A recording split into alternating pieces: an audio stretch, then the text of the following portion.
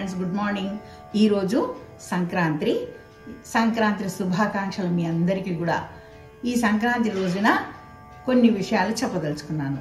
ఈ మాసం గురించి. ఈ మాసం పుష్యమాసము. ఈ పుష్యమాసం అనేది చాలా మంచి మాసం. ఎందుకంటే కొన్ని వివాహాలకి, కొన్ని శుభముహూర్తాలకి ఈ పుష్యమాసం అనేది అది శూన్యమాసమైనా కూడా ఈ పుష్యమాసము పండుగలన్నిటికీ కూడా పూర్ణమాసము. అంటే ఎన్నో పండుగలు ఈ పుష్యమాసంలో వస్తాయి. చంద్రుడు పుష్యమి నక్షత్రంలో ఉండగా ఈ పుష్యమాసం వస్తుంది. ఈ పుష్యమాసాన్ని పౌష్యమి అని కూడా అంటారు. పౌష్యమి అంటే పోషణ అని అర్థం. అలాగే ఉత్తరాయణం, ఈరోజు ఉత్తరాయణ పుణ్యకాలం మొదలైంది. భోగి, మకర సంక్రాంతి, కనుము, ఈ ముఖ్యమైన పండుగలన్నీ కూడా ఈ పుష్యమాసంలోనే వస్తాయి. అయ్యప్ప దీక్షకి 40 రోజులు కూడా, 40 రోజుల్లో సగం రోజులు ఈ పుష్యమాసంలోనే ఉంటాయి. ఇంకా తర్వాత దైవారాధన ప్రాముఖ్యత కూడా ఈ మాసంలో ఎక్కువగా ఉంటుంది. అంతేకాకుండా పితృదేవతలను కూడా ఈ మాసంలో ఎక్కువగా వాళ్ళకి పూజించి వాళ్ళకి చేయాల్సినటువంటి దానాలు, కార్యక్రమాలు చేస్తూ ఉంటారు ఈ మాసంలో. పంచాయతన పూజా విధానంలో భాద్రపద మాసంలో గణపతిని, అమ్మవారినేమో ఆశ్వీజ మాసంలో, శివుణ్ణి కార్తీక మాసంలో, విష్ణువుని మార్గశిర మాసంలో, సూర్యదేవుణ్ణి ఈ పుష్యమాసంలో విశేషంగా కొలుస్తూ ఉంటారు. గోదాదేవి శ్రీరంగనాథుణ్ణి కాత్యాయని వ్రతం చేసి ఈ మాసంలోనే ఆవిడ వివాహం చేసుకుంటారు. గోపికలు కూడా కాత్యాయని వ్రతాలు చేసి ఈ కృష్ణుణ్ణి వివాహం చేసుకున్నారట. అంతేకాదు, వివాహం కావాల్సినటువంటి పిల్లలందరూ కూడా ఈ మాసంలో కాత్యాయని వ్రతం చేస్తే వాళ్ళకి వివాహం అవుతుందని ఒక ప్రతీతి. తర్వాత హరిదాసు, గంగిరెద్దులు, రంగవల్లులు, ముగ్గులు, రకరకాల ముగ్గులు వేస్తారు. ముగ్గుల పోటీలు జరుగుతాయి. తర్వాత చిన్నపిల్లలను, పెద్దవాళ్ళు అందరూ కూడా పతంగులు ఎగరేస్తారు. ఇంకా ఆడపిల్లలైతే బొమ్మల కొలువులు పెడతారు. చాలా చక్కగా పేరంటానికి పిలిచి అందరి పసుపు కుంకాలు పంచుతారు. ఈ తర్వాత ఈ విలేజ్ల్లో, గ్రామాలలో కోళ్ల పందాలు జరుగుతాయి. తర్వాత ఎద్దుల పందాలు జరుగుతాయి. ఈ చాలా మంది వాళ్ళ సెలవులు పెట్టేసి వాళ్ళ ఉద్యోగాలకి ఊర్లు వెళ్ళి వాళ్ళ తల్లిదండ్రులతో చాలా చక్కగా పండుగ చేసుకుంటారు. నువ్వులు, బెల్లంతో చేసినటువంటి వంటకాలు చేస్తూ ఉంటారు. నువ్వులు ఎందుకంటే ఈ పుష్యమాసంలో చలి అధికంగా ఉంటుంది కనుక నువ్వులు చాలా శ్రేష్టం అంటారు. ఒంటికి వేడి కలిగిస్తుంది. నువ్వులు చాలా మంచివని చెప్తారనమాట. తర్వాత పంటలన్నీ చేతికొచ్చే సమయం ఇది. రైతులకి ధనలక్ష్మి, ధాన్యలక్ష్మి అన్నీ చేతికి వస్తాయన్నమాట.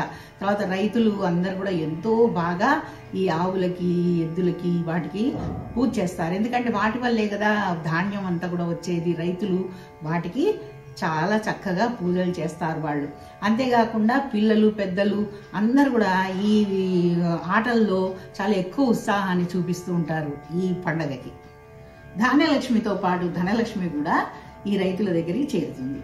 జ్యోతిష పరంగా చూస్తే ఎవరికైనా సూర్యగ్రహ దోషాలు కనుక ఉంటే వాళ్ళు జపాలు, హోమాలు, దానాలు చేయడం చాలా మంచిది. అంతేకాకుండా ఈ శని మహాదేవుడి జన్మ నక్షత్రం పుష్యమి. ఆయన ఏంటంటే మనం ఈ నెలలో ఆయనకి శని నువ్వుల నూనెతో అభిషేకం చేసిన తర్వాత నువ్వులు దానం చేసిన, మనం నువ్వులు తిన్నా, ఈ నియమనిష్టలతో కనుక ఉంటే ఆయన యొక్క అనుగ్రహం మనకి కలుగుతుందట. శని గరుడ పురాణంలో శని స్థానం ఏంటి, మన శరీరంలో శని స్థానం ఏంటి అంటే బొడ్డుట. ఇక్కడ అన్నమాట బొడ్డు. ఆ బొడ్డు లోపల ఏదైనా ఈ ప్రదేశంలో కనుక ఎటువంటి అనారోగ్యాలు కనుక వస్తే అది శని ప్రభావము అని మనం తెలుసుకోవాలట. శనిగ్రహ దోషాలు ఉంటే జపాలు, దానాలు, హోమాలు చేయడం చాలా మంచిదిట. పుష్యమాసంలో వచ్చే పెద్ద పండగ ఈ సంక్రాంతి కనుక సంక్రాంతికి ముందు భోగి వస్తుంది. ఆ భోగి రోజు చీకటితోనే లేచి అన్ని పాత వస్తువులన్నీ కూడా మంటల్లో వేసి చలి కాచుకొని ఆ పాతవన్నిటికీ కూడా స్వస్తి చెప్పి కొత్త వాటికి వాళ్ళు ఆహ్వానం పలుకుతాం అన్నమాట మనమంతా కూడా. అంటే చీకటిని పారదొరలేది భోగి అని. అంతేకాకుండా దక్షిణాయనికి, ధనుర్మాసానికి చివరి రోజు ఈ భోగి. ఉత్తరాయణ పుణ్యకాలం ఎప్పుడు ప్రారంభమవుతుంది? ఈ రోజు సంక్రాంతి.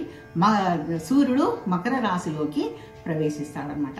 ఈ రోజు సంక్రాంతి భక్తులంతా కూడా పరమ పవిత్రంగా భావించే శివుణ్ణి ఆవు నేతితో నువ్వులతో అభిషేకం చేస్తారు. ఆయనకు అట్లా అభిషేకం చేయడం వల్ల దరిద్రం, ఎవరికైతే దరిద్రంతో బాధపడుతూ ఉంటారో, ఎవరైతే అనారోగ్యాలతో బాధపడుతూ ఉంటారో అవన్నీ కూడా పోతాయిట. సంక్రాంతి మరుసటి రోజు కనుమ.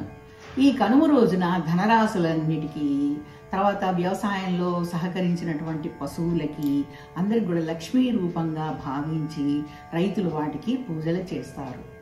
ఈ విధంగా ఈ సంక్రాంతి రోజున భోగి రోజు ఒక బండలు, సంక్రాంతి రోజున సూర్యుడికి అన్నం పరమాన్నం నివేదించడము, తర్వాత ఇంకా రకరకాల పిండి వంటలు, కనుమ రోజు గారెలు ఇవన్నీ చేసుకుంటారు.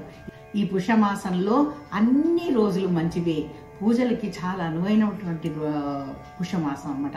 ఏకాదశి అయితే వచ్చే బహుళ ఏకాదశి చాలా మంచిదిట. ఎవరైతే ఆ ఏకాదశిని చేస్తారో, అంటే నిష్టగా చేస్తారో వాళ్ళకి సంతానం కలుగుతుందని కూడా ఒక ప్రతీతి.